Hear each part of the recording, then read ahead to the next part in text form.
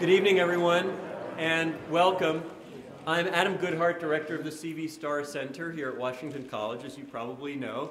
And I know that many of you in this room know our guest tonight already as well. Ted Widmer spent 6 years here in Chestertown as the founding director of the Starr Center. And although he left us for Brown University in 2006, he's remained a close friend of Washington College and of Chestertown, and I know of many people in this room. Just by way of background, Ted arrived at the college in the year 2000. It's kind of funny because to me, the Starr Center still kind of feels like this new thing, and then I was thinking and I realized that today's Washington College freshmen were in kindergarten when the Starr Center began. Anyway, making me feel old too. But at the time, Ted was still working at the time as a speechwriter for President Bill Clinton. Another sort of seems as far away as like the administration of Zachary Taylor today. All this ancient history.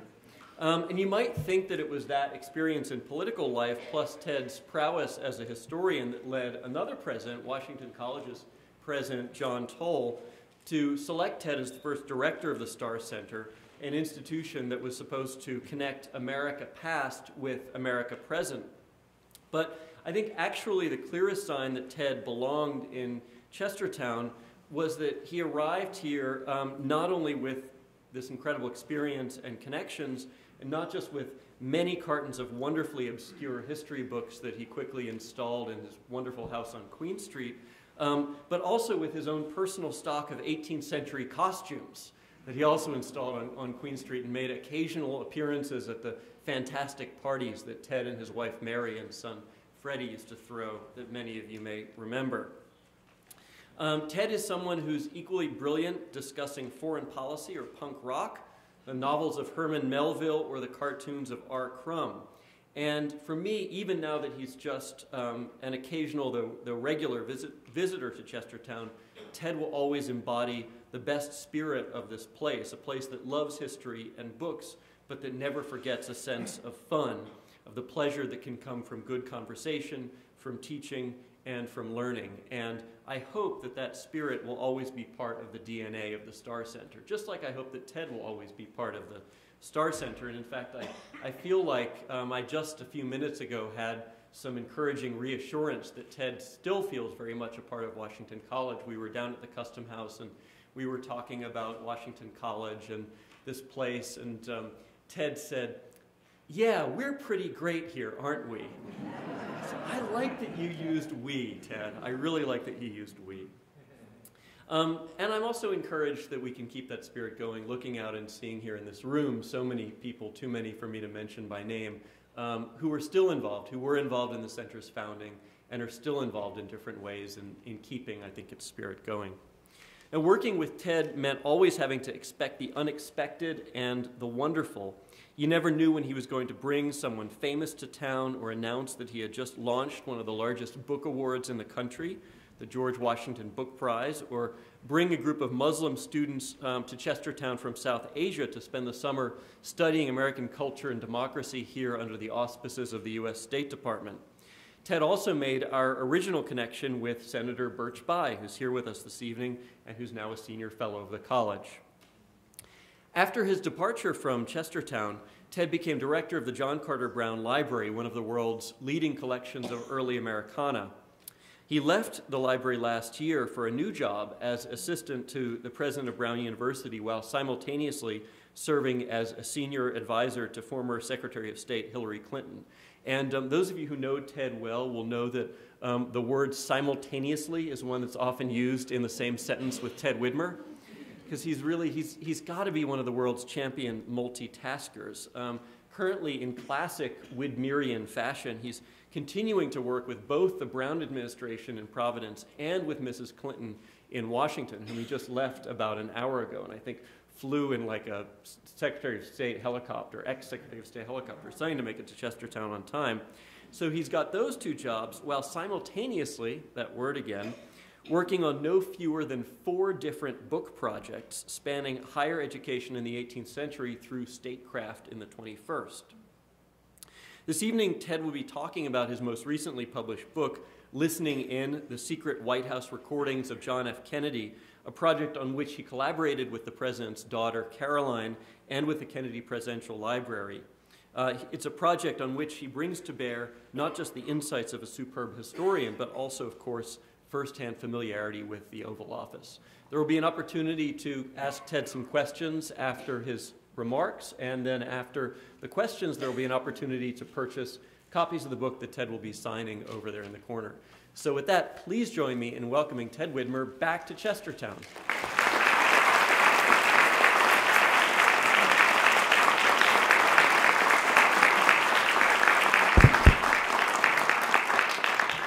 Well, it is such a pleasure to see so many old friends, and I'm happy to talk about this book. If you want me to, really, I want to catch up on all the gossip I've missed for the last 6 years. Adam talked about how much time has gone by, and some time has gone by, but this is a place where time can also move very slowly, and I say that with great admiration, and I was so happy. I just went into Scotty's news, and Miss Anna was there. She's still getting my name wrong after all these years, and the New York Times still was not available, just as it rarely was when I lived here. So it's wonderful to be back. I hope I can catch up with all of you individually during this day, and I hope there are many repeat visits. Adam and I have yet to figure out. I figured he mentioned how many books I'm writing, and I think it's 2, not 4, but part of the reason is this unspoken agreement Adam and I have that whenever I get a book out there, he will invite me back to talk about it. So it's just a chance to catch up with you socially.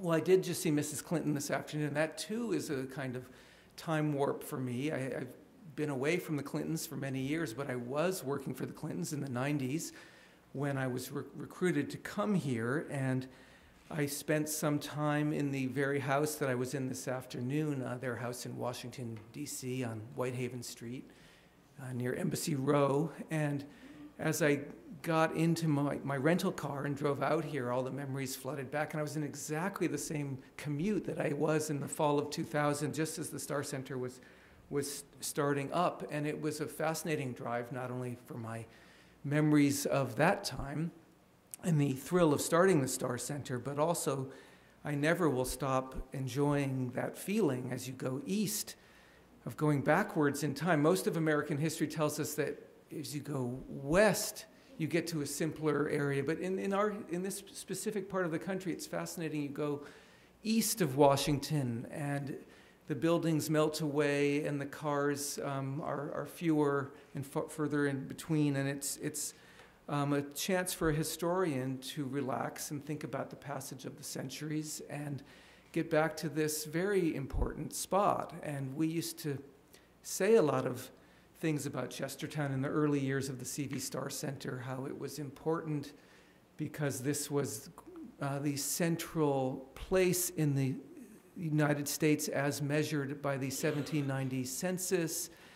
And there were other kind of euphemistic things we would try to say to get the outside world interested in Chestertown more than it naturally was.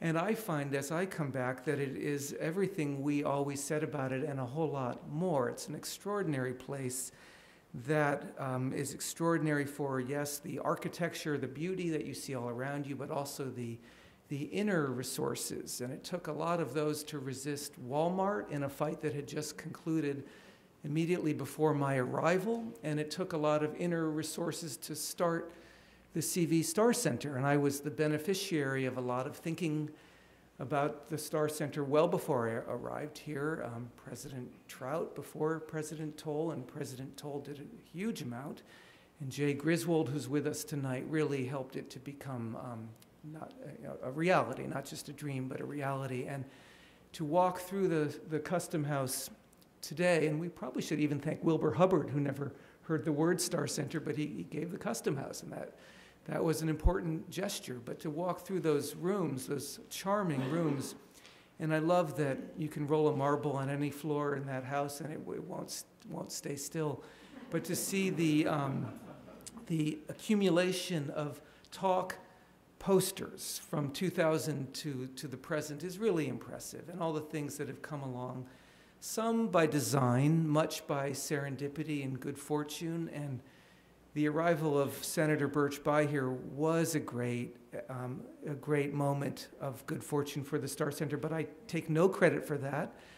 Birch called me up, and he wanted to, he knew about Washington College. We had started some of this, this faster pace of activity, and Birch knew about it, and he came out here. We were delighted to welcome him, but I also want to say that Adam mentioned a few of the better things that happened in my time, the Washington Book Prize and the Summer Institute teaching the Muslim students, but let's not forget the arrival of Adam Goodhart himself, which came very soon after my own arrival. Adam was a freelance journalist, a travel journalist with a deep appreciation of American history, and I won't retell the story of the first time I ever saw him. He knows that story. We didn't actually meet. Should I tell it? All right.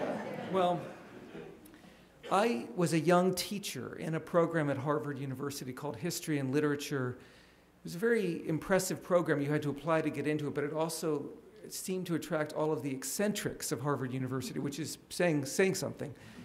And Adam was an undergraduate in the program. We never met, but I was aware that there was a very brilliant student of American history named Adam Goodhart. And there was a day when all the senior theses were due. They fell due on March 1st every year. And we all had a little champagne party at 5 o'clock. They had to come in at 5 p.m. or there were severe consequences. And at 4:59, all of the senior theses but one had come in. And we heard a loud noise on the stairs, and someone was running up the stairs and came through the doors. And as he came in, the binder that he had bound all of these pages in exploded, and all of the pages just went up in the air and floated down. And I laughed, and I thought, well, that poor, unfortunate student. And then later, I think you got a summa cum laude. I mean, it was one, a famously wonderful senior thesis that everyone talked about for years afterwards. So there was a lot of serendipity, and I think I probably remembered that first encounter, not quite an encounter, when I was given encouragement to find a writer in residence to bring to the Starr Center. And I had been following Adam's writing with great admiration. He can write on any subject he wants to and make it interesting. And he had written a great deal on American history in the pages of the New York Times and Civilization, a much missed magazine. But he also traveled the world and was always on interesting assignments. And I called him when I had a green light to recruit a writer in residence and left only a message. And he called me from Australia, I think. And we made an appointment to meet the next week, and he drove up, and he's still using the same parking spot next to the custom house that he pulled into that day in 2002. And he had just bought a used car, and on the back of that car there was a Washington College decal. So again, serendipity played a strong hand, and I haven't even started John F. Kennedy yet, but but this center was a good idea whose time had come. It's hard if you are interested in the past and the present simultaneously, as I am and Adam is, and I think many of us naturally are. We like history, but we read the New York Times when we can buy it, and we take an acute interest in what happens all around us. That's a sign of an active intelligence, to be interested in your time and place. And this simple idea of connecting the past to the present is done almost nowhere. I mean, it was a hard choice I had to make at age 18. Do I go into history and just study the past, or political science, or some more contemporary sounding major? And this simple idea was proposed here and executed here, and I'm pleased that I was part of the execution, and I'm even more pleased that it's continuing to be such a badge of honor for Washington College, because nobody does it. They don't do it at Harvard, where Adam and I spent a lot of time. They don't do it at Brown, where I now spend time. And so we the Washington College community, are doing something very, very special here, and that's why the world is noticing. And I just 2 days ago did a long phone interview with Humanities Magazine, which is doing a profile on the C.V. Starr Center as the great success that it is. And I think that the rest of the world will continue to beat a path to your doorstep here in Chestertown, because this is a first-rate center doing work of the highest importance about the present and the past. So when I was here last, it was about 2 or 3 years ago, I think. And I was then, I had left from here where we'd done a lot of work on the 18th century, which is a natural period of focus for Washington College, and which I also focused on at the John Carter Brown Library. But I remember that Adam and I were just about to embark on another shared venture, which was the New York Times was starting its 4-year project to remember the Civil War. And Adam and I were both very involved with the way the New York Times wanted to do an innovative history project. So I announced then that we'd done the 18th century, now we're going to take over the 19th century for a little while. And the result was I wrote a handful of forgettable essays about the Civil War. Adam wrote a brilliant book, 1861, which really has reshaped the way we think about the beginning of the Civil War. And if you haven't read it, I would encourage all of you to. And the march of time continues, and the 20th century came to my attention about 2 years ago, maybe not too long after that Chestertown visit, when Caroline Kennedy called me with a book project, and the JFK Library was approaching the 50th anniversary of the election of John F. Kennedy and his famous inauguration and his presidency, and now we're nearly at the 50th anniversary of the end of his presidency. And I suspect many people here have strong memories of November 22nd, 1963. And I want to talk about all of it. It was an extraordinary presidency for many, many reasons, a very short presidency, but not lacking in importance or in a constant sense of urgency. And Caroline explained to me, and I should give a little bit of background. When I was a young teacher at Harvard, I still had this sense that it wasn't quite enough to teach, that I wanted to try to write for a wider audience than just the kinds of academic essays I was expected to write. And I wrote to a brand new magazine in 1995 called George Magazine and said they should try to do a little bit of innovative history writing because there isn't much out there in that way. And even though no one had ever heard of me and I had never met John Kennedy Jr., everything was new with that magazine, as everything was new in 1961 with the Kennedy presidency. And he said, sure, let's give it a shot. So I never would have become a presidential speechwriter had I not been a writer for George Magazine, and I never would have been a writer if John Kennedy Jr. hadn't given a chance to a total stranger. So I have always felt grateful to the Kennedy family for that. And I had written a book review that I worked harder on than any book review. Well, I should back up and say the 2 hardest book reviews I ever wrote. One was on my way into Chestertown. I was given the assignment of reviewing Richard Ben Kramer's DiMaggio. And I loved that book. And I had no idea he lived here.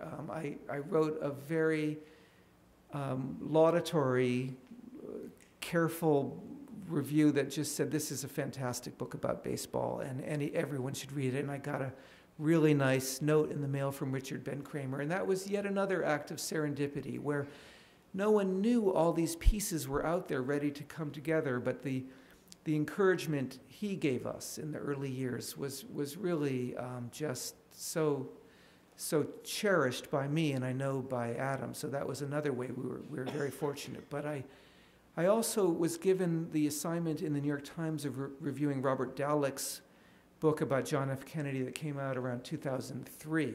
And I wrote it in that house on North Queen Street and put a lot of thought into it. And Kennedy was a complicated figure in his time and has probably become an even more complicated figure since then in the way that we remember him, because we know a lot more about him than we did when he was president. And there are things that we probably wish we didn't know, but there's also a great deal that's still in the historical record about how much there is to admire in him, in the brave decisions he made, decisions that still redound to the benefit of the American people. And I said all that in my book review. I said, look, the jury is out. People can think what they want, but this was a most remarkable presidency and a most remarkable person. And so I didn't stake the conventional middle ground that book reviewers stake. I said, I'm very much an admirer of John F. Kennedy. And the Kennedy Library noticed that review, and Caroline Kennedy noticed that review. So she and I, over time, became friendly, and I've been invited to the library many times now, and they needed a historian to do something very challenging and very interesting. I'm used to working with moldy old documents from the 18th century, fall apart in your hands, and they needed someone to go through a mass of tape recordings, which also fall apart with time. And actually, in the case of the Kennedy Library, they're now in about the third generation. They've lost a little something from the first generation of the tapes. They have re-recorded them a few times onto new tapes that lose a little bit of the immediacy. But as they were approaching the 50th anniversary of his presidency and simultaneously discovering the remarkable technological ability to disseminate these recordings universally through the internet, to put them up online in a way that they can be heard anywhere, they needed a historian to do the plodding work of sifting through the recordings and figuring out what was really important. I mean, all of it was important, but what was really important, and to take about 260 hours of tape recordings and boil them down into about 2 hours for 2 CDs. And by the way, this book is only about 9 months old, and already the technology of the CD is out of date. So really, we should have just put it all up online. But it was a fascinating challenge and engrossing and took a lot of time. And I loved it. So I spent more time than I care to admit listening to tapes over and over again. They were very hard to interpret at first. John F. Kennedy had a hard enough to understand accent on a good day, and these tapes were often recorded in a way that muffled voices and microphones were not placed in the right places in the Oval Office, and machines were turned off inadvertently and on again, and so it was a challenge to make sense out of it. And it was a challenge to make sense out of why he was doing these recordings in the first place. But all of it was a fascinating assignment, so I put a lot of time into it, and the result was this book that came out in September of 2012. The tape recordings begin in late July of 1962, and they went all the way to the final week of his life. In fact, in the year I was working on it, it was discovered that tapes went 3 weeks later than were known to have gone. They found some tapes that they did not know about in the library. Originally, they thought they went to the first week of November, and they went all the way to the end, and I heard a number of extraordinarily moving tapes from the last days of his life where he's talking about the week after his trip to Dallas and what he would be doing, and up-and-coming plans for the Democratic Convention of 1964, and for the really big foreign policy initiatives of his second term. And so that was interesting. But also, new tapes were discovered that related to to much earlier phases of his life. In 2009, only 4 years ago, a major recording was given to the library that I will play from tonight that describes a dinner party in Georgetown that he gave on January 6th, 1960, 3 days after announcing that he was a candidate for the presidency. He and his wife, Jackie Kennedy, hosted Ben and Tony Bradley in their house in Georgetown, and a journalist named James Cannon came over, and he was working on a book that did come out called Politics USA, and he was doing interviews with prominent movers and shakers around Washington. And John F. Kennedy was just accessible enough at the beginning of his campaign. I mean, even a month later, I don't think he would have been, but he said, sure, come on over and I'll talk. And they talked for about an hour that night about everything that James Cannon cared to ask about, including these essential questions. Why are you running for president? Why would anyone want to be president?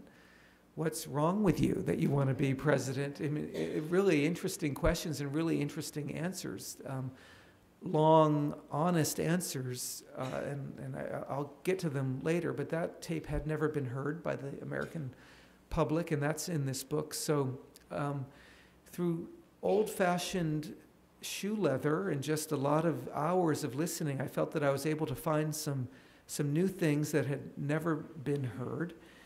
And I learned a lot about the office of the President of the United States that I did not know. I had worked for nearly 4 years for a president as a speechwriter, but speechwriters were largely kept out of view, and especially when an important decision was to be made. We were brought in after the decision had been made and told to pretty it up with some nice language. And in this case, the listener, I as the listener of the 260 hours, but then the reading audience and listening audience can really hear what it's like in a minute-to-minute way to be the President of the United States. And that was new to me.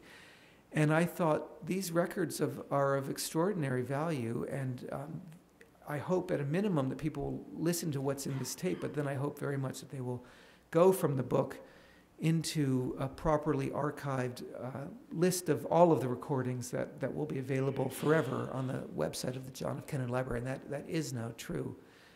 Taping actually goes back in the White House to the Franklin Roosevelt administration. He taped a handful of conversations in the summer of 1940, including, interestingly, one with A. Philip Randolph, Jr., probably the preeminent African-American spokesman for civil rights of his generation.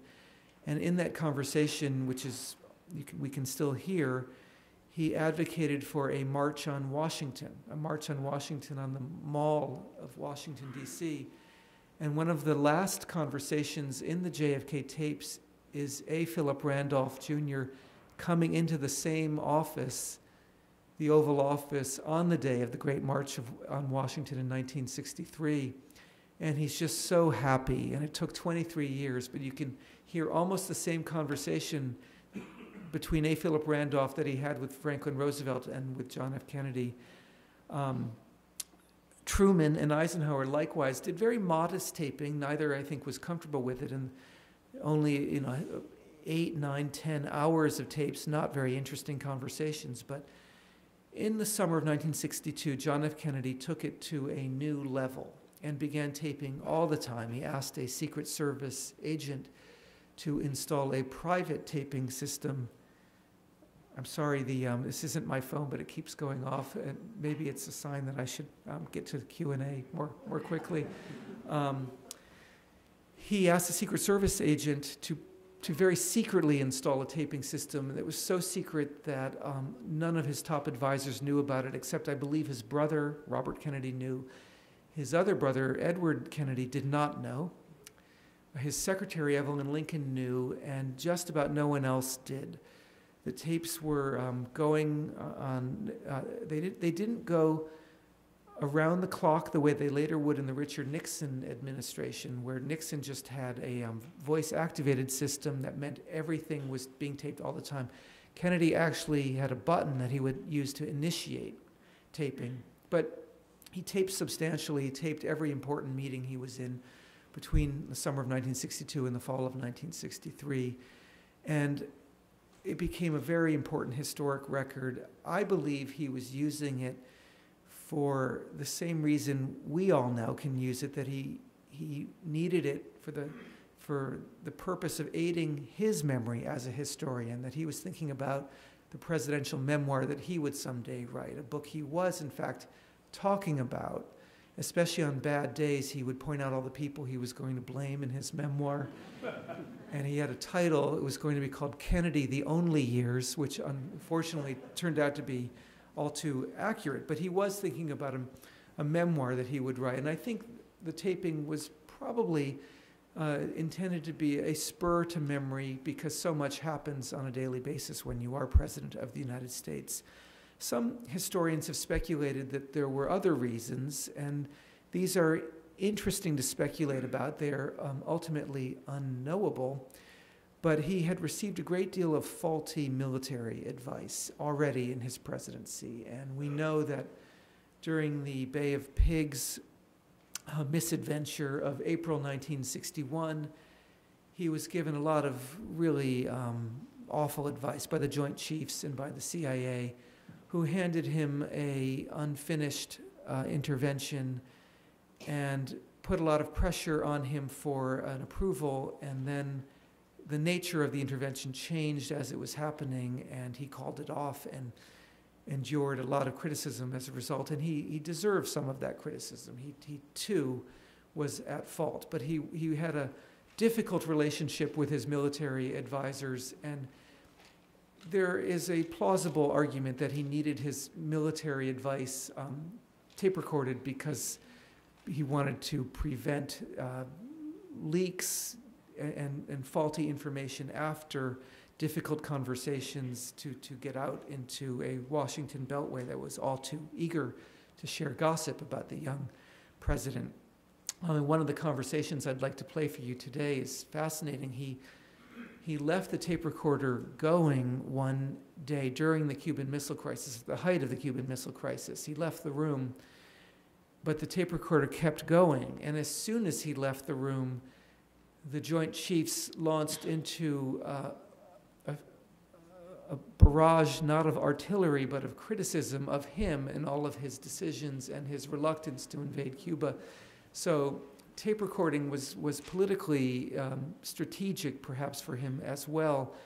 And he also tape recorded his phone calls. And I'd like to play for you some of the very charged conversations he was having with governors of southern states at the height of the integration difficulties of late 1962 and spring of 1963. So the world was coming at the Oval Office from all directions, and whether it was for the purpose of writing a memoir later or just to have as accurate a historic record as possible, he made the decision to put a lot of these conversations on tape.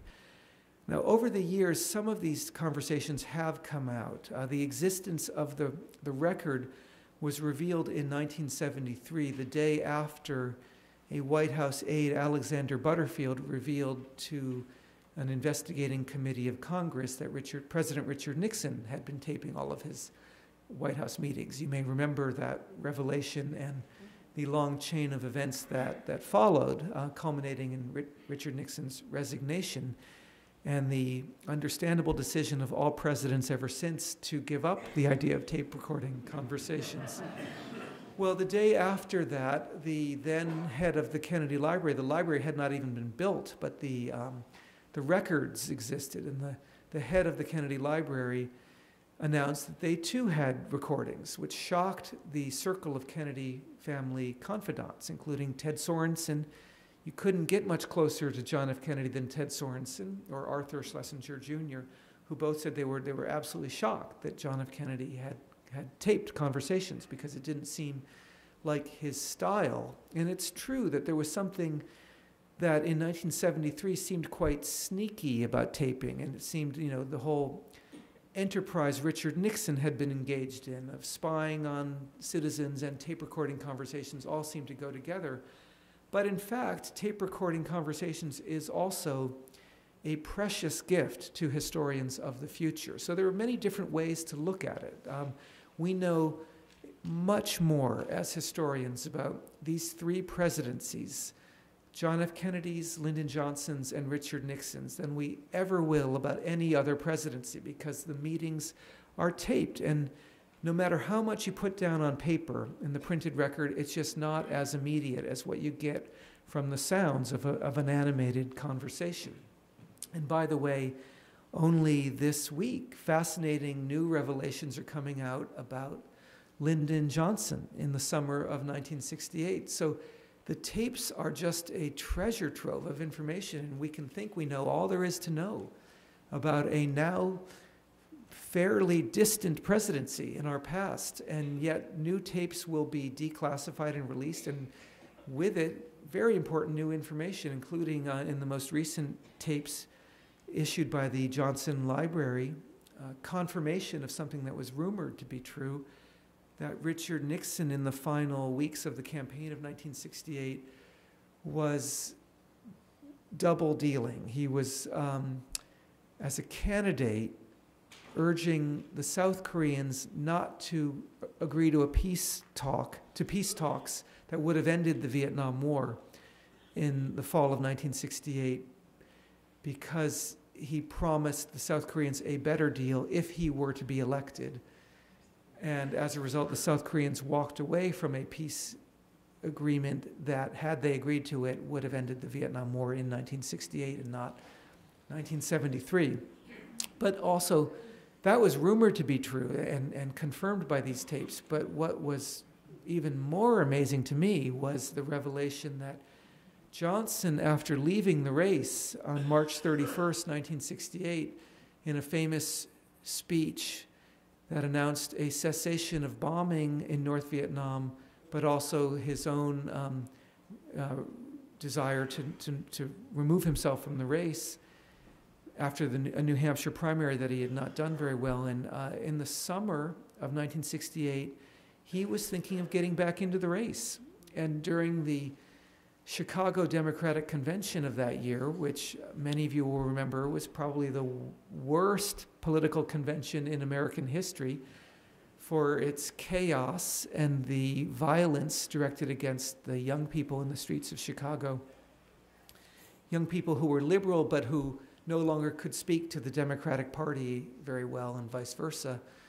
And you will remember also that year that there had been 2 tragic assassinations, Martin Luther King, Robert Kennedy. So the party was reeling and the country was reeling. And in that chaotic moment, Lyndon Johnson decided that he was going to fly in by helicopter to Chicago and land on the roof of the hotel where the convention was headquartered, and announced that he was returning to the race. And if you think that convention was chaotic already, imagine, it's like a scene from the movie Apocalypse Now. Imagine a helicopter coming out of the sky with Lyndon Johnson getting out, the current president of the United States demanding to be renominated. And he was told by the Secret Service that they could not guarantee his safety, and he decided not to do it. And probably, there were other political counselors advising against it. But that's a shocking revelation that tells us a little more than we knew about one of the craziest years in living memory of American history. So tapes are fascinating, and we can learn things from the human voice that we can't learn from the reading record. And I felt I learned a lot more about this very famous person, John F. Kennedy, just by listening to the intonations of his voice. I spent a lot of time with him. I mean, it was really, 2 years ago, I spent a lot of time with Abraham Lincoln. I was following Lincoln in the winter of 1860 to 1861, following him very closely. In one of the books Adam mentioned, I'm working on a couple. I'm about to start work on a very close study of Lincoln's 2-week, there are all these huge books about Abraham Lincoln. I want to write a micro-history, 2 weeks in Lincoln's life from when he stepped onto the train in Springfield, Illinois, on February 11th, 1861, and weaved his way through Indiana, Ohio, upstate New York, New Jersey, Pennsylvania, and into Washington, D.C., just 2 weeks on the train with Abraham Lincoln on his way to becoming president. I had covered that very closely in this New York Times series on the Civil War, and it was interesting to spend time with Abraham Lincoln. And then in the last year, I spent a lot of time with John F. Kennedy, and there is nothing like the human voice. It's emotive, it's nuanced. You can hear emotion in it that you can't read on the printed page. So even for all of his fame and celebrity, and boy, did I get a lot more requests for interviews when this book was written than my previous presidential history, the Martin Van Buren book I worked on here in Chestertown. I did feel like it was possible to get to know a very famous person even better than he was known. So I want to get to the tapes themselves. I think you'll want to hear them, but I want to end my remarks with a few thoughts about that time, because it's obvious that we remember John F. Kennedy with intense emotions because he was assassinated. Just as with Lincoln, there's an intensity to the memory that would not exist if it were not for the tragic end of their lives. And it's so annoying that Bill O'Reilly keeps having these huge bestsellers on just the assassination, when there's so much to learn from in the presidency and the life of these people. But I think there's more to it with John F. Kennedy. There is the fact of his extraordinary charisma, which comes out very clearly in the tapes. But the times themselves were remarkable. I think anyone from a Republican or Democratic background would agree that these were intense years. The years, I would include 1960, the year of the race itself, and the U-2 incident, 61 in the Bay of Pigs, and the failure of diplomacy, really, with the Soviet Union, and the erection of the wall in Berlin, and the feeling that the Cold War was really getting much worse and not better, and a great increase in defense spending. And then in 62, the first stirrings of what will become the unstoppable wave of protests of the civil rights movement. Montgomery had happened in the 1950s, but in 61 and 62, 61 you get the Freedom Rides, and in 62 you get James Meredith heroically integrating the University of Mississippi, Ole Miss, which was an act of courage that was highly inconvenient to the Kennedy presidency and was inspired by James Meredith hearing John F. Kennedy's inaugural address. All these ironies. And in the fall of 1962, of course, the high water mark of the of the Cuban Missile, of the Cold War, the Cuban Missile Crisis, the closest we ever came to a nuclear war, a full-out nuclear war.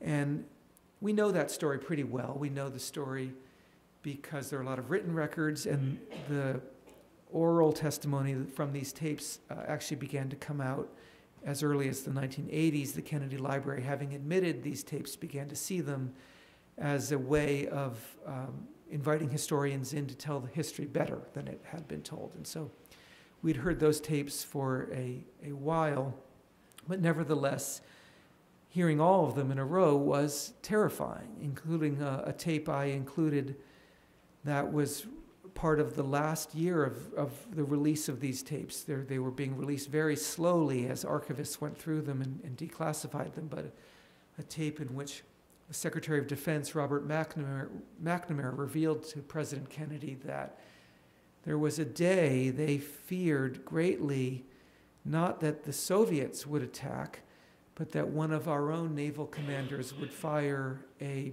weapon at a Soviet submarine, because we weren't in very good control of our own military at the height of the Cuban Missile Crisis, nor was the Soviet Union in very good control of its own military. And there were just cowboys out there in the waters off of Cuba, our own and the Russians, with imperfect radio communications back to Washington and Moscow. And in fact, we now know a lot more about the Russian part of the story than we did. And the Russians had very bulky communications back to Moscow, so they might conceivably have just seen an American naval vessel bearing down and decided to fire torpedoes or missiles. And an American who was trigger happy nearly fired a missile and didn't, but it was close.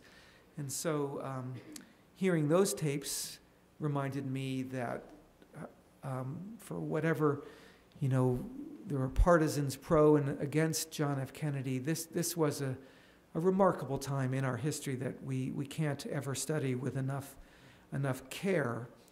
And I also heard a lot of conversations about Vietnam. And most of my narrative, I told you that I came into the project feeling quite positive about the legacy of John F. Kennedy.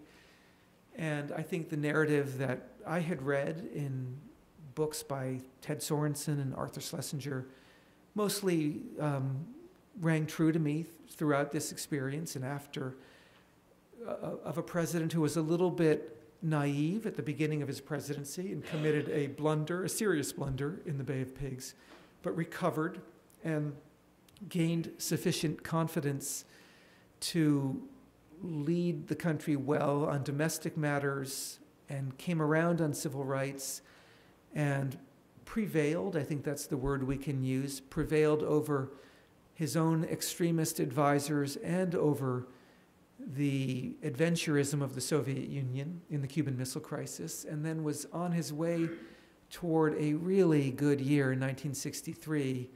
1963, a year that included quite bold outreach to the Soviet Union in the opposite way, to lower the tensions in the Cold War. And I heard a lot of fascinating conversations that I don't think are sufficiently in the public record of John F. Kennedy trying really hard to calm things down with the Soviet ambassadors and other emissaries to say, look, that was too close for comfort. We need to develop a new working relationship. And these are just one-on-one conversations, the President of the United States and the Soviet ambassador or the Soviet foreign minister. But I put one of them in the book, and I wanted readers and listeners to know that there was an important initiative underway in 1963, which was to reverse the direction he'd been in 1961 and 1962. Brave presidents can change course. They're not locked into a single course for political reasons. And John F. Kennedy, having stared over the abyss in October 1962, was trying very hard to pull us back to a place where no Soviet leader and no American president would ever have to make the kinds of decisions under pressure that they did in October 1962. But the one area in which I felt like history was not on his side was Vietnam. And I wanted to say that things were getting better, but they were not. They were in a downward spiral over the spring and summer and fall of 1963, a spiral that in some ways resembled the conversations leading up to the Bay of Pigs, in which basically there were no good options. There were half-baked plans that needed some level of presidential approval to go forward, but they weren't at a mature enough stage for a president to approve them. And so he was in a difficult position either way, either rejecting them or approving them. And what happened was about the worst of all possible outcomes. There was a poorly conceived coup in the early days of November 1963 that killed the president of South Vietnam and his brother. And in the tapes, we hear President Kennedy remarking with horror on the assassination in tones that are all the more chilling for our knowledge that in 3 weeks he too will be gunned down in cold blood. And then we hear other meetings in which various options are presented, and just none of them were good. And I'll play some of them. We can certainly talk about Vietnam and where it was going. I think that's a question of great historic relevance, and we know our history since then. We know, among other things, that we always, to some extent, fight the last war in our current foreign policy. And after Vietnam, and the tragedy of Vietnam did not end in 1973 with the peace accords, or 1975 when our last people left on those helicopters. It eviscerated democratic foreign policy for a generation, and it has hovered in the background of American foreign policy decisions for a long time since then. And today, had I been able to buy the New York Times, I did read it online. Well, all of us know that it's the 10th anniversary of the Iraq War. It began 10 years ago on this day. I remember being in Chestertown on that day and being terribly disturbed by it. I had been a moderate, I was kind of a centrist Democrat, not especially liberal, in fact. And when I lived in Cambridge, Massachusetts, I felt it was hard to talk to people who were quite a lot more liberal than I was, who felt for them, Bill Clinton was really a disappointment because he just wasn't liberal enough, and they were still pining away for Mike Dukakis or Paul Tsongas or some liberal who would never, ever be elected president of the United States. And whatever my centrist background was, I remember 10 years ago on this day being deeply disturbed by the outbreak of war in Iraq and thinking it was a terrible decision, which I believe it was, and feeling all the more badly about it because here in Chestertown, unlike in Cambridge, Massachusetts, where I had lived, I felt closer to the people who actually serve in our armed services. I felt that they were all around me, and they were. And I felt that they were the ones who would bear the brunt of this bad decision, and I think that has turned out to be true. So I was thinking about Iraq a little bit when I was hearing these early conversations about Vietnam, and I was trying as a historian to guard against my own prejudices, which I think we always need to do to be really good historians. It's fine to have certain biases and to admire leaders. We need to admire leaders. It's important. It's important to groom new leaders for the future, but we need to be skeptical of our own assumptions. And I think the founders who bequeathed to us this government that we have and Washington College would want us to carry the enlightened skepticism of the 18th century into everything that we do. So even though this is, I began this project, I was recruited to it because of my admiration for John F. Kennedy, I did think in this one area things were not going well. I'll argue, I'm sure you'll want to talk about a lot of these things, civil rights, Cuban Missile Crisis, Vietnam, and our still pretty vivid memories of John F. Kennedy. But I wanted to tell you that it wasn't all optimism for me, and I hope you'll listen to the book. And I wanted to close with one personal comment, which is, it's so gratifying endlessly to come back and see Birch Bayh here. And the first day of the Cuban Missile Crisis was October 16th, 1962. And that tape, that the moment of him having the CIA briefing and seeing the photographs is here in this book. I actually added something that had never been heard. There was a 10-second beginning of that tape that had always been off limits. And scholars wondered why, and you know, it doesn't take long for a paranoid person to come up with a conspiracy theory relating to John F. Kennedy. And it's Caroline Kennedy running in to tell a joke to her father and him laughing at the joke at the beginning of the meeting, and that's what was off.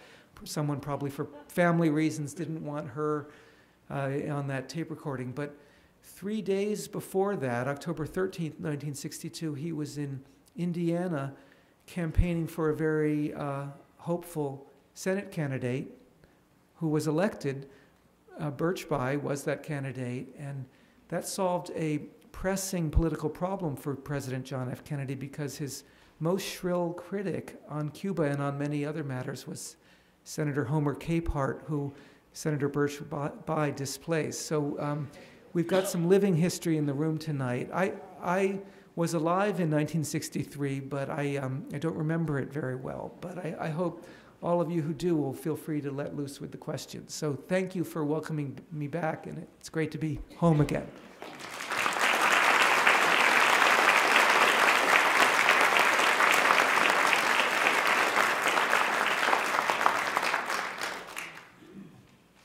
I deliberately didn't read from notes because I think it's more fun that way. So, are there questions? And Adam, I have time for questions?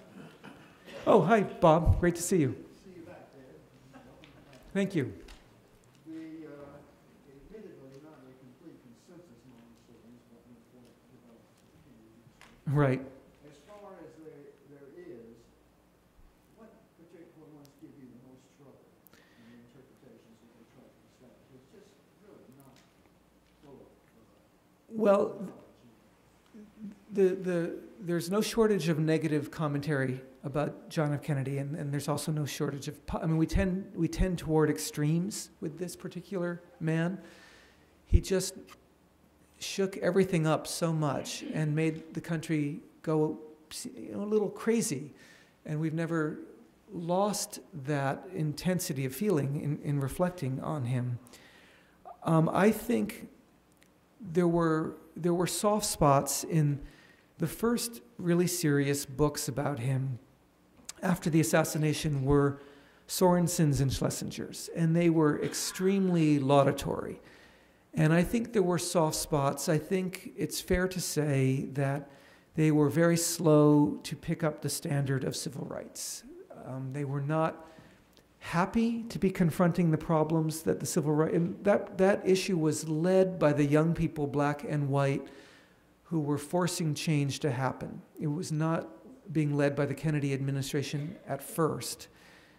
I think he could be faulted for defense spending. He spent a lot of money on armaments in 1961 and 1962 as part of, I think he was locked into that by campaign promises from 1960 because he said the Eisenhower presidency was soft and that we were getting behind in our capacity to launch missiles, and we needed to catch up. That was the whole theme. That was the thrust of the Kennedy campaign of 1960. So he couldn't promise that and not do it. But that, in fact, was probably a pressure point on Nikita Khrushchev, leading him in quasi-desperation to do one of the few things that was available to him, which was to surreptitiously put missiles in Cuba, because he didn't have good enough naval vessels to get as close to the United States as we could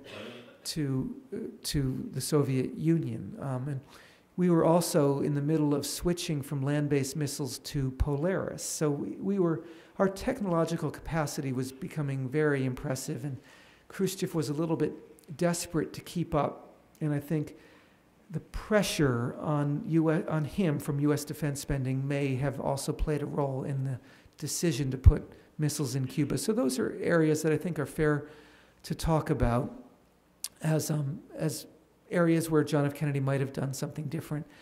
I spoke about Vietnam, and I think that policy was not nurtured especially well, and it was not going to get better anytime soon. We were entering a dark period in our Vietnam policy in the fall of 1963. I do believe with great confidence that John F. Kennedy would have avoided the terrible decisions, the series of decisions made by Lyndon Johnson in 1964 and 5 primarily, 1965 primarily, to really raise the levels of troops they were at about 16,000. John F. Kennedy had raised the levels significantly from about 800 in 1960 to 16,000, that's a significant rise in the number of troops. But under Lyndon Johnson, they got up to about 560,000. So, that was a level we've never seen in any war since. And Kennedy, I think, was too smart to do that. He didn't like land-based wars, and I don't think the Vietnam War would have followed the path it followed at all the way it had Kennedy lived. I think he would have had a hard 1964, and especially because he was running for re-election, and re-election was not assured because of his pretty progressive stand on the civil rights business. So as I listened to these tapes, I realized he was not assured of re-election.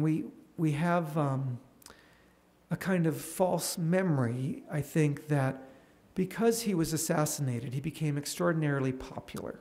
And Lyndon Johnson used that popularity to do wonderful things and terrible things. He asked for the civil rights program to go forward, and this is told in beautiful, painstaking detail in Robert Caro's latest book.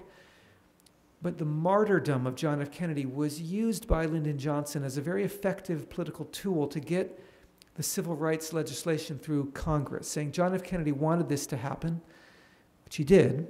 And Johnson, I think, got that legislation through far more effectively than a living John F. Kennedy would have been able to. And we can ask Senator Bai what he thinks. But I also think LBJ used the same martyrdom to similarly trick or persuade Congress to approve a much higher level of war activity than John F. Kennedy ever would have permitted. So I think both are true.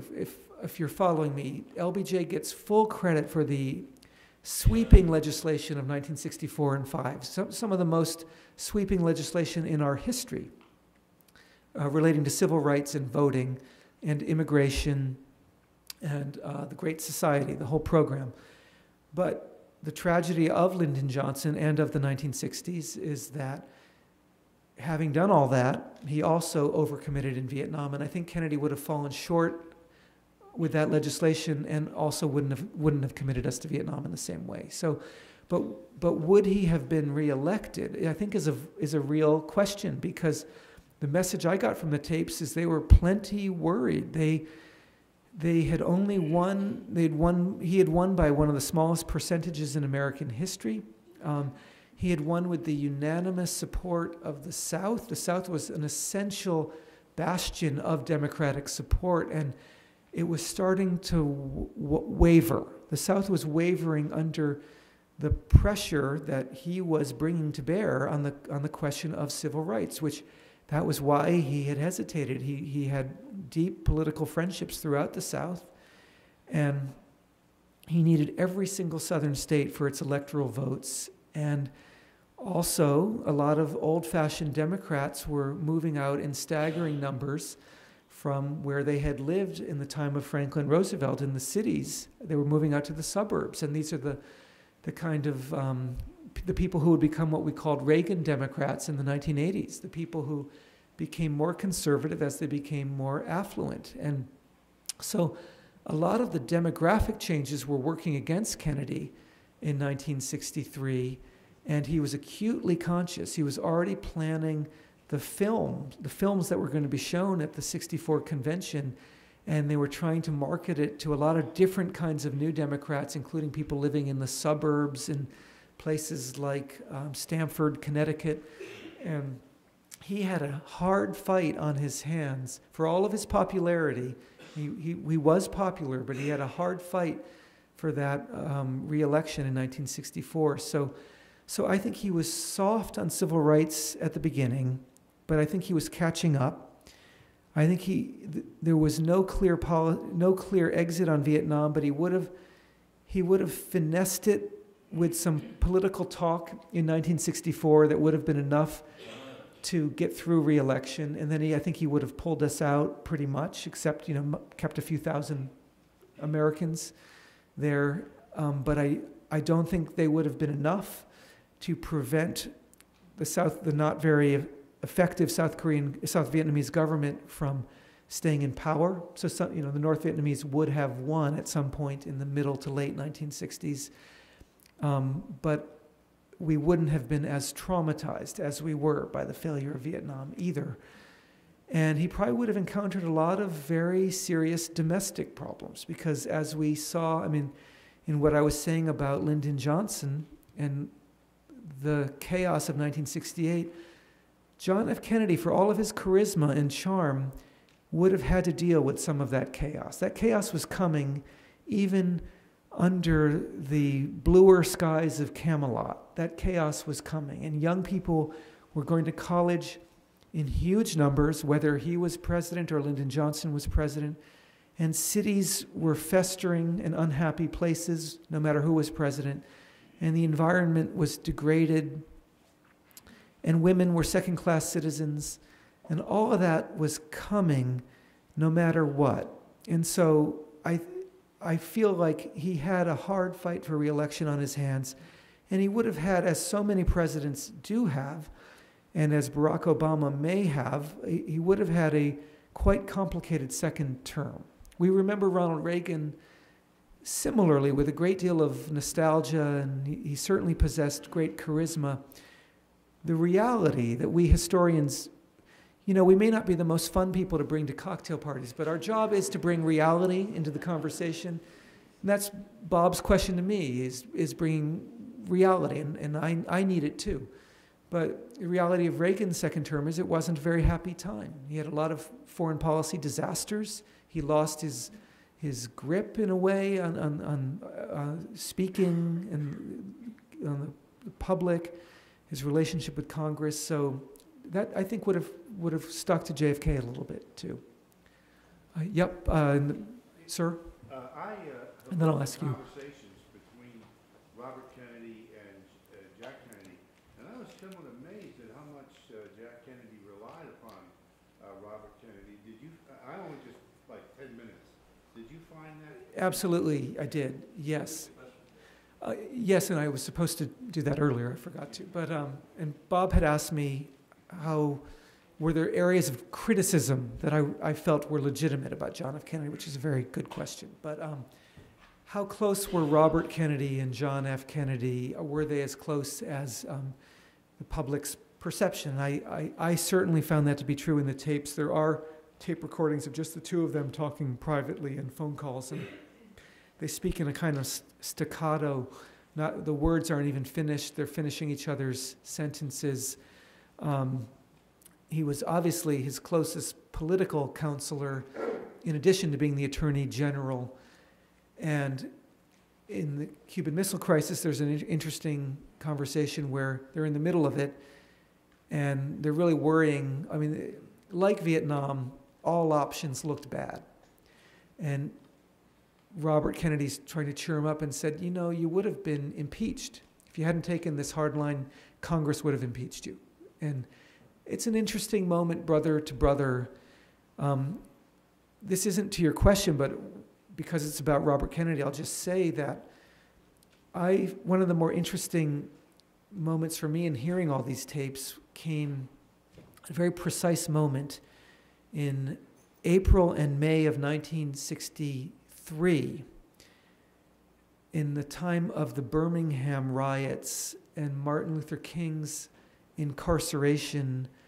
He was arrested for parading without a permit in the spring of 1963. King came back. King had sort of peaked as a very young man in Montgomery, and then had lost his relevance in the late 50s and early 60s. He was still a very public figure, but when the freedom rides were happening in 1961, King wasn't the leader of that, and he was a kind of middle-aged guy, and the excitement was these younger people like James Meredith and the Freedom Riders. And King went to Birmingham almost to get his own relevance back, and he found it. And a very ugly, violent set of protests happened in Birmingham, and the city authorities cracked down in a way they had not in pretty Montgomery, Alabama. Birmingham was a big city with a big merchant community and a very powerful police force. And they cracked down hard on the civil rights people and on Martin Luther King, and he was incarcerated, and he wrote his classic essay, Letter from Birmingham Jail, just about 50 years ago, and in just a couple weeks. And the Kennedys were following this with great attention, and Robert Kennedy starts to change. And so one of the benefits of these tapes is you hear him talking a lot, and he changed right at that time from the very hard-nosed, brittle, tough younger brother that we know from the early phase of his life, the Estes Kefauver Commission, sort of pugnacious with Jimmy Hoffa, daring you to knock a chip off his shoulder, to he's hearing the voices of the oppressed civil rights people in Birmingham, and he's getting mad. And as he's getting mad, he's beginning to persuade his brother to get mad. And with that act of moral fiber and going against your own traditions, I mean, that's what I think is so valuable in politics, in any form of life, when we change our mind based on evidence, when we decide that what we used to think is no longer correct. And at that moment, Robert Kennedy starts saying, this is wrong. And he'd been annoyed by the the leaders of the civil rights movement in 1961 and 2, and he starts saying, this is wrong. we've got to get behind these people. And they did.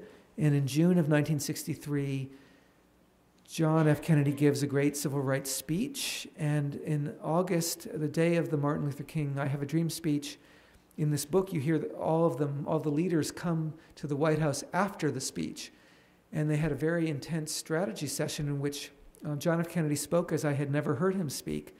He mapped out a legislative strategy for passage of a civil rights bill that I would love to play in its entirety for Senator Bai, because it's like watching Nijinsky, or it's like ballet. And these people come in who have led a great movement, and they've had a great day, August 28th, 1963, and they come into the Roosevelt room of the White House, and the Kennedys are there, and they say, you had a good day today, and now here's what we have to do next. And John F. Kennedy goes through every House district and every Senate district of the country and says, okay, here's how we're going to get this bill. You've got this guy, you don't have this guy, you've got this guy, you might get this guy, and it's just, it is balletic. His knowledge of politics is incredible, and it's greatly in advance of what Martin Luther King's knowledge. And King and Kennedy together were going to do some impressive things over the what happened, I think, actually was even better, and you can read about it in the Robert Caro book. But Robert Kennedy had a kind of almost religious transformation, hearing the struggles of the poor and the oppressed in Birmingham, and that transformation then changed his brother, who then changed our government, and Lyndon Johnson took it to the next level. Sir, in the back.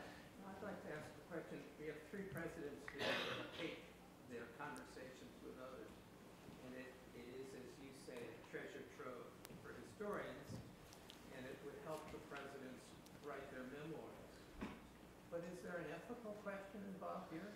Yes. And you haven't mentioned it. Is there an ethical question about taking conversations with people who don't know? Yes. My Good. understanding now is that that's illegal. It's a good question. I believe it's not legal if you're a lawyer. I think you have to divulge, and I think it's state by state. I think in New York you have to, if you're a lawyer in New York, I think you have to divulge that you are taping a conversation. I don't think it is governed by law, or it was not when President Kennedy was taping, and I don't think Presidents Johnson and Nixon also taped, and then presidents since then have not taped. So it's no longer an issue with presidents, but yes, I think it's a legitimate question. I'm glad as a historian that the tapes exist. For me, it's just great. It deepens my knowledge of history and all of our knowledge. I think, to go back to Bob's question, we should bring a little skepticism even to the act of taping, because it's certainly true that he was taping selectively. Like, what didn't he tape record? We don't know that. Was he tape recording conversations in which he looked good? Probably. But there aren't too many conversations in which presidents look bad. People come into the Oval Office and they're highly deferential to him, and presidents are decisive, and his decisions by and large were pretty good. There are a couple temper tantrums I wanted to include just to show some days where things weren't going so well. And there's some really interesting arguments he got in with James Webb, the head of NASA, where they really went at it. And I admired James Webb for his courage, saying basically to John F. Kennedy, you don't know what you're talking about. Let me tell you what is possible and what isn't. And it's interesting, they had two arguments, one in 1962 and one in 1963. And the first one, Webb saying, we cannot do it. We cannot get a man on the moon in the time you're promising that we will be able to. Costs too much, it's not technologically feasible. And Kennedy saying, do it. I'm the president. You do your job. Your job is to do it. And it'll also throw off so much good science, it's going to change our country, which turned out to be true. And a year later, James Webb is like, you're right, we're going to be able to do this. This is great. And Kennedy's like, we don't want any accidents. This is really important to get ready. It's funny. It's just, that's the nature of politics. Politics is a conversation. But yes, these people did not know they were being taped. I would say the people who look good are the ones who argue with him. The people who don't look as good are the ones who are just obsequious. And I heard a lot of that. I heard a lot of yes, sir, no, sir. Oh, that's the funniest joke I've ever heard, sir. There's a fair amount of that. I heard a little of that from Arthur Schlesinger Jr., whom I knew and I was a friend of, and there's some of that in there, but it's hard not to be obsequious in an Oval Office, and I'm sure I'm guilty of that too. So that doesn't quite answer your question. I don't know the strict legal answer, but I don't think it was governed by law. I don't think there were laws against it or permitting it in 1962 and 3. I heard from one person who asked a similar question at an event who said, lawyers in New York City have to reveal it, so there it is governed by law. Maybe there's a lawyer here who knows the answer. But in any event, it's no longer practiced. However, it created a problem of ethics in the other direction. In the Bill Clinton presidency, Clinton didn't want to tape record anything. I mean, no one ever will again after Nixon. But that meant history was happening all around us and we weren't capturing it very well. And that, in a way, is an ethical problem too, because we have an obligation to future Americans to tell our history very, very well. And we don't just want the manicured remembrances of former presidents and their staffers. We want reality. And I do think, even though there is the chance to alter the tape-recorded record, it's closer to reality than presidents writing their memories after the fact. And under Bill Clinton, he had a person who would write down where he went every day, but that wasn't the same thing as the conversation. And he had a weekly conversation with a historian whom Adam and I know, named Taylor Branch, who lives in Baltimore, great historian of the Civil Rights Movement. But that was just once a week at night. He would talk with Taylor about what had happened that week. And after a few days, you don't remember things very well. And the beauty of the Kennedy, Johnson, and Nixon tapes is you're right in the moment as it's happening. I mean, you're there as he's getting the phone call. And it's really pretty powerful. So, Adam, were you saying? Were you? Should I go to tape recordings, or have I talked so long I don't even have? Well, why don't I sum up a few of the recordings I was going to play. Want to hear one or two? Yes. It's time, Michael. It's up to you, Adam. Well, how about the dinner party that just surfaced a couple years ago at the beginning? There are amazing ones, almost as if it's like Greek mythology. In November 1963, he was digging deeper and talking more. This is a technical issue, but instead of hitting a button that was activating the recorders, and there was one recorder in his desk and another in his coffee table, he also had a handheld dictaphone that he sometimes spoke into. And in November 1963, he twice picked it up and spoke for a couple minutes about his innermost thoughts and about how things were not going well at all at the end of his life. And it's as if he had a sense of his own demise coming. And I just call that to your attention. If you buy the book, they're at the end and they're haunting. But why don't we listen to him in a happier moment? 3 days after he's announced for the presidency, with the clatter of China in the background and people joking and laughing and the new energy of the new frontier coming up off the dining room table. And the conversation goes for an hour. I don't think we have an hour, especially with food being served in the tape. We'll all be getting hungry, but we'll play a couple minutes, and I hope it's this section where they're asking him about his earliest memories of politics and just saying, why do it? Why would anyone put themselves through the torture of running for president and possibly worse, being elected? And we're seeing on a daily basis President Obama getting grayer and grayer in front of that happens to all of them. Except Bill Clinton actually seemed to get a little younger. I'm not sure how he did that. But But here he answers the question well. He says, this is why. I want to run things better. This is where you do it. I was a senator for a long time, and I'd worked for years on a bill. I saw Eisenhower come in and give a 10-minute speech, and everything went the other way. All my work was undone. I wanted to be the person giving that speech. But in the same conversation, he remembers his childhood and his grandfather. And we don't always remember, or actually I think we do, that his grandfather was a very important Boston politician. He was the mayor of Boston, named Honey Fitz, very charming, and he had a tradition of singing everywhere he went. He would sing his signature song, Sweet Adeline, and John F. Kennedy talks about what a nightmare it was to be his grandson, because he was a shy young boy, and he said his grandfather just couldn't even be comfortable on a train car. He wanted people around him all the time, and then he would stand up and sing his stupid song all over again. And Kennedy said, I'm just not like that at all. I'm introverted. I would rather read a book than talk to the person on the airplane next to me. I'm the opposite of my grandfather. And I think that was true. And I think those of us who remember John F. Kennedy either in person or have seen the footage, there was something a little guarded about him.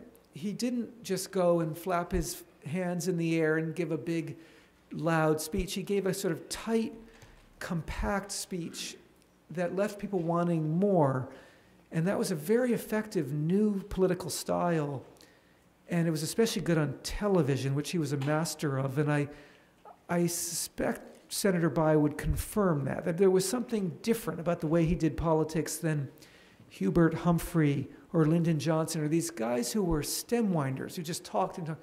And so he talks about that in this tape. And if we can play 2 minutes of it, Michael, and then leave with his voice, not mine, I think that would be great. You're participating in the case against the DuPont company, and in general on a trust case, which takes 2 or 3 years.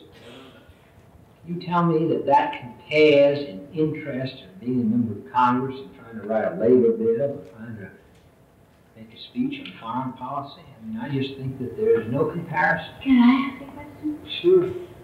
Is being president the ultimate of everybody's business politics?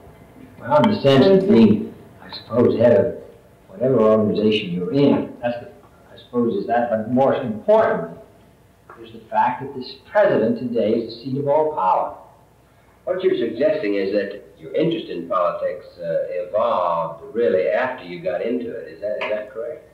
Well, no, well, that's partially correct, because I was overwhelming. I didn't participate in any political activity. Not until really you felt the satisfaction of having made a speech come off. No, but I mean, at least I haven't even considered myself, because I'm not a political type. Why? Well, I mean, the political type, I don't want you, and I think it's hard work. My grandfather was a natural political type. Here it is. Loved to go out to a dinner. Loved to get up and sing to crowds. Loved to get down and take the train up and talk to 18 people on the train.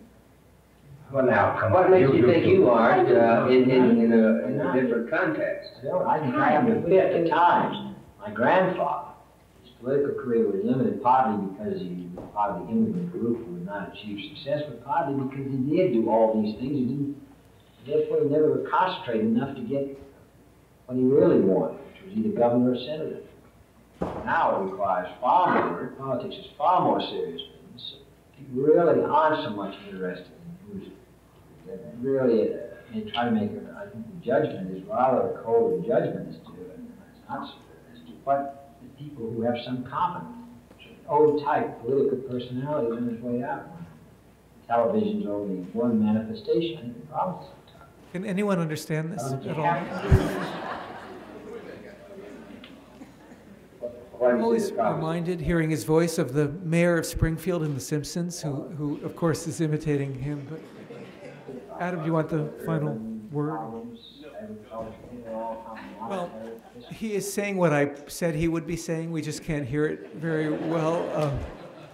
He loved his grandfather, but he's saying he's not the same kind of politician at all. And I thought that was a revelation. And so it was interesting to me that a serious new archival source, an hour-long tape-recorded dinner conversation, came into the record only 3 years ago. So there may be other tapes out there, maybe at Heron Point there were a few tape-recorded John F. Kennedy conversations. Well, who knows?